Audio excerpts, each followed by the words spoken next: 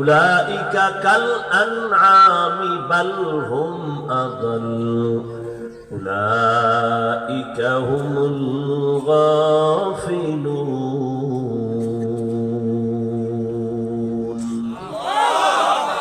আল্লাহ বলেন অধিকাংশ মানুষ জাহান্নামে যাবে। কেন? তাদেরকে আমি ভাবার মতো কল্প দান করলাম, ফিকির করবে, ভাববে, গবেষণা করবে। আসমান কে বানাইলেন, জমিন কে বানাইলেন, এই সুন্দর একটা ছোট্ট প্যান্ডেল, এতগুলো খুঁটি দেওয়ার কি প্রয়োজন ছিল?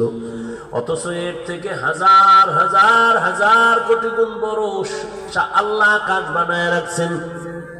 এত বিশাল আকাশ, একটা দুইটা না, 7টা আসমান আল্লাহ বানায় রাখছেন। এত বিশাল আসমান, এক একটা আসমান থেকে আর এক আসমানের মাঝখানে ফাঁকা 500 বছরের পথ। জমিন থেকে ওই প্রথম আসমান পর্যন্ত 500 বছরের দূরত্ব। এভাবে 7টা জমিন আল্লাহ বানাইছেন। এরে আল্লাহর গোলাম, এই 7 আসমান 7 জমিন বানাইতে আল্লাহ বলেন আমার সময় লাগছে ফি সিত্তাতি আইয়াম, মাত্র 6 দিন। কয় দিন? এত বিশাল আসমান আল্লাহ যেদিন থেকে টানায় রাখছেন, নিচ থেকে কোনো খুঁটিও নাই, উপর থেকে রশির টানাও নাই। আল্লাহ যেদিন এটা সেট করে দিয়েছেন, আজও পর্যন্ত এইভাবেই আছে, কোনদিন নাড়াচাড়া করে না।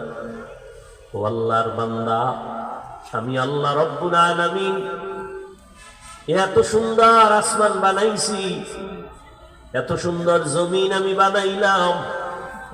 আমি আল্লাহ সব মানুষ তোমার খেদমতের জন্য বানায় দিলাম। ওয়ালাকাদ কাররামনা বানি আদম ওয়া হামালনাহুম ফিল বাররি ওয়াল বাহরি ওয়া রাযাকনাহুম মিনাত তাইয়্যিবাত ওয়া ফাদ্দালনাহুম আলা কাসীরিন মিম্মান খালাকনা তাফদীলা।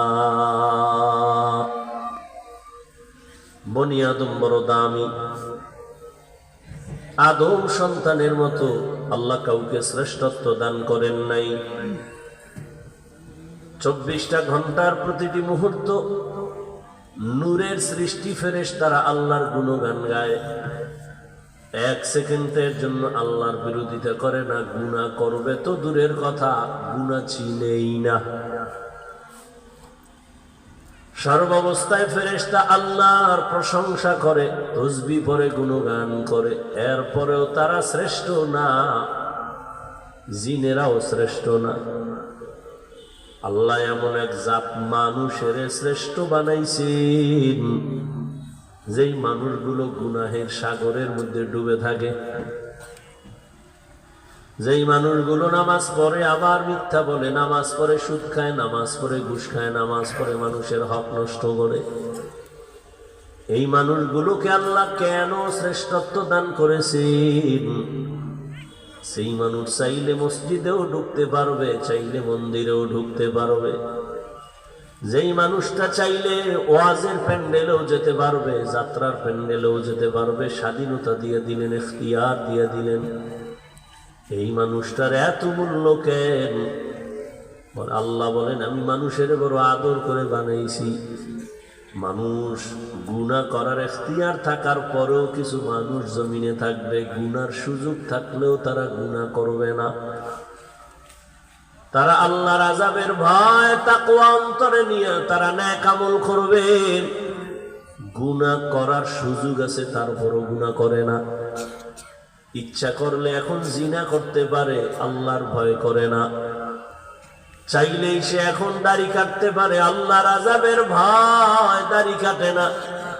চাইলেই নামাজ না পড়ে ঘুমাইতে পারে, আল্লাহর ভয় নামাজ ছাড়ে না।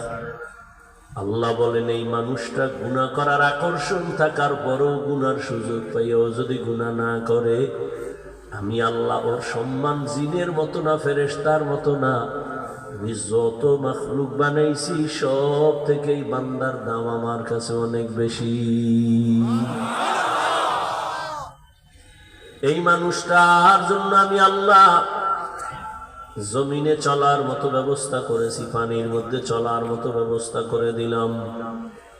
যেই লোহা পানির মধ্যে ফেলে দিলে ডুবে যায়, মানুষের মেধা দিয়া সেই লোহা দিয়া ট্রলার স্টিমার বানায় এক দেশ থেকে ভিন্ন দেশে যায়। আল্লাহ বলেন জমিনে আমি খানার আয়োজন করেছি মানুষের জন্য, রাস্তার কুকুরকেও আমি খানা দেই, গর্তের পিপিলিকেরও খানা দেই, উড়ন্ত পাখিরেও রিজিক দেই, জঙ্গলের প্রাণী যারা এদেরও খানা দেই। নদীর মধ্যে হাজারো ধরনের মাছ আছে, প্রাণী আছে, এদের খানাও আমি দেই। মানুষেরও আমি খানা দেই, তবে মানুষের খানা হলো পৃথিবীর মধ্যে অত্যন্ত পিওর এবং হালাল।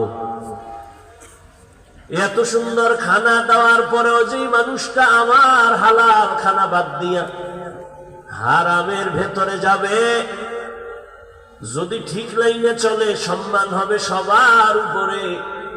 আর যদি মানুষ পিওর খানাটা পাইয়াও না খাইয়া হারাম খায়, আমি আল্লাহ ওরে আর মানুষের কাতারে রাখবো না।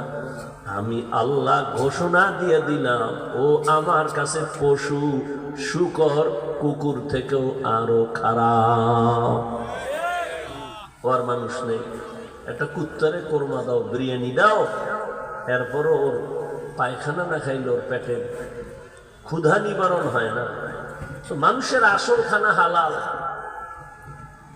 তো মানুষ যত নাপাকের দিকে যাবে সে হালালের দিকে আসবে, কিন্তু যেই মানুষটা হালাল বাদ দিয়া সুযোগ আছে হালাল খাওয়ার, এরপর হারাম খায়, তাহলে ও তো কুকুর না, এর থেকেও খারাপ। ঠিক তাও আল্লাহ বলছেন, وَلَقَدْ ذَرَأْنَا لِجَهَنَّمَ كَثِيرًا مِنَ الْجِنِّ وَالْإِنسِ لَهُمْ قُلُوبٌ لَا يَفْقَهُونَ بِهَا وَلَهُمْ أَعْيُنٌ لَا يُبْصِرُونَ بِهَا وَلَهُمْ آذَانٌ لَا يَسْمَعُونَ بِهَا أُولَئِكَ كَالْأَنْعَامِ بَلْ هُمْ أَضَلُّ أُولَئِكَ هُمُ